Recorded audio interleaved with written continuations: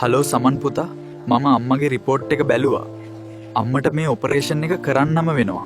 තව සති 3ක් වගේ තමයි තියෙන්නේ. ලක්ෂ 3ක් වගේ යනවා.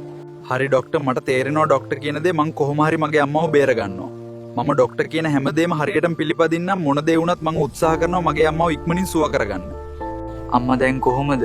බෙහෙත් ටික බීලා ඉමුද? පුතා කරදර වෙන්න එපා.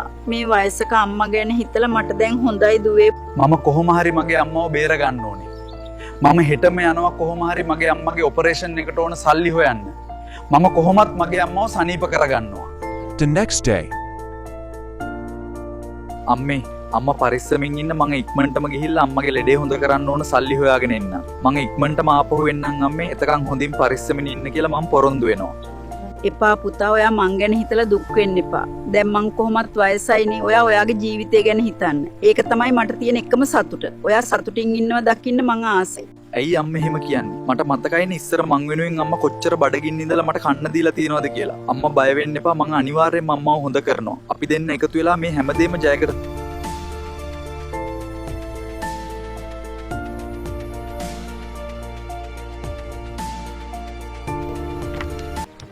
Episode 2. Coming soon.